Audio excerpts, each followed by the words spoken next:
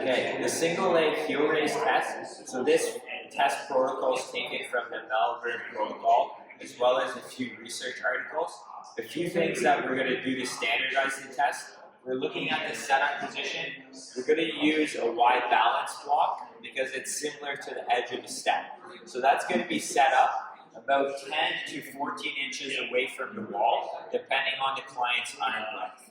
We're going to make sure we have the block at this orientation so it's not going to rock or tip over.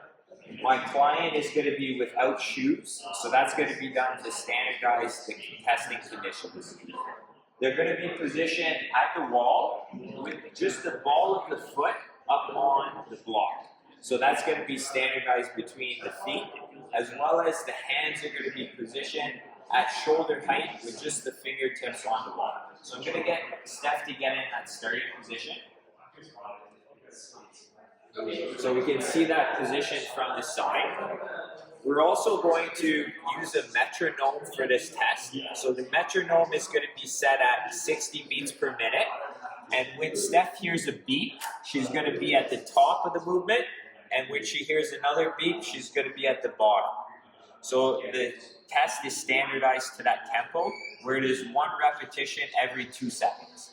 Lastly, we're going to make sure that Steph goes full range of motion on each rep. So we want the heel to come as high off the ground as possible.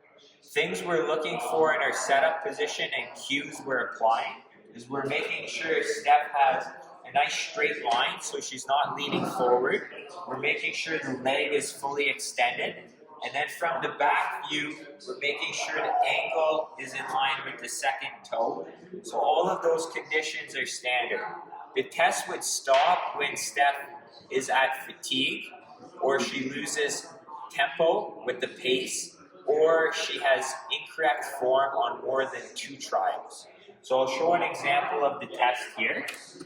So Steph's going to get into position here. So she's in that starting position, leg is straight, and then she's going to come up on her other foot, and then she can start up, down, up, down, up, down.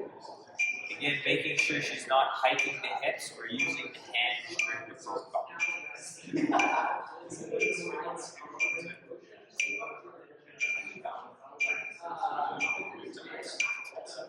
So that's a single leg heel raise test.